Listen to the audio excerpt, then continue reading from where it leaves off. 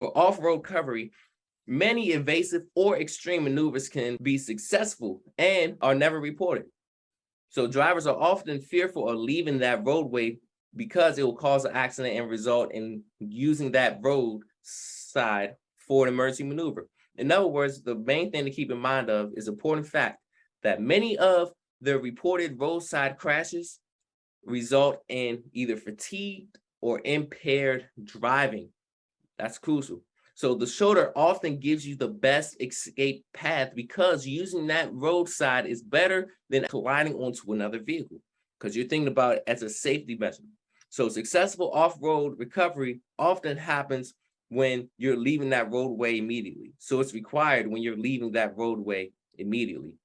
Another important fact is that most crashes or accidents that involve off-road recovery, that is due to incorrect technique, including the driver panicking or overcorrecting, and that often enough, the driver will react too late or respond too late. So most crashes happen when you are not prepared and do not know the safe braking or steering techniques when driving your commercial motor vehicle, and then not responding soon enough.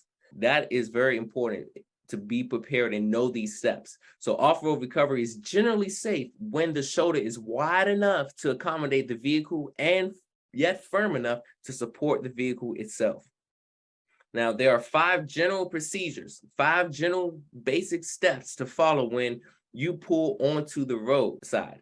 There are 1, brake. Step 2, minimize or decrease turning. Step 3, return to the road. Step 4, counter steer. And step 5, consider drop off. We're going to dive in deeper to each of these 5. So step 1 is braking.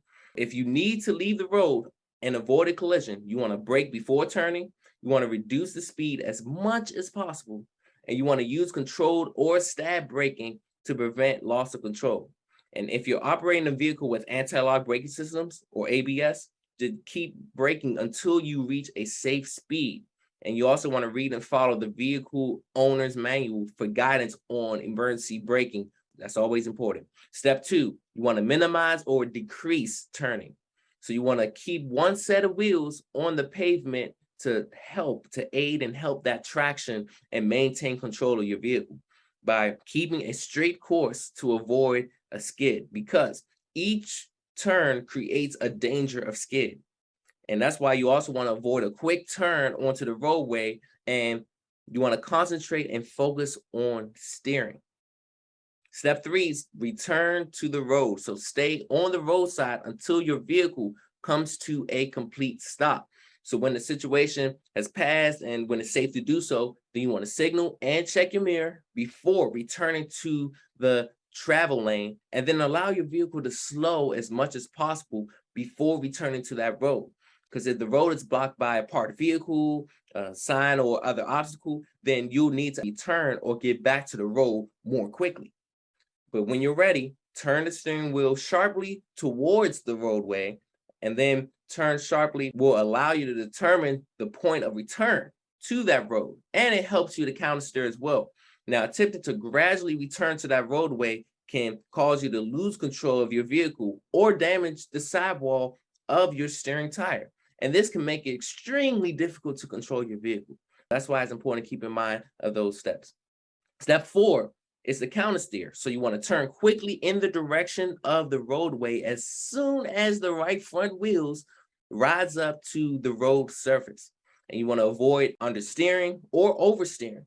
It's a balance. So when you counter steer, you only want to counter steer enough for that vehicle to come straight in the intended lane you want to actually be in. So you don't want to oversteer, you don't want to understeer, you want to steer just enough. Then you have both turning back into the roadway and counter steering. That both should be completed as a single combined steering maneuver. So it should be happening simultaneously, and it should be part of one maneuver.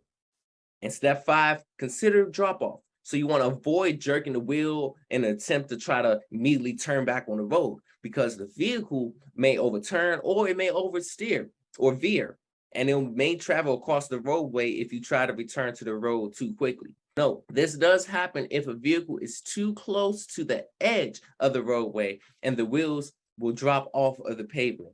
So you can maintain control easily with the other tires on the pavement.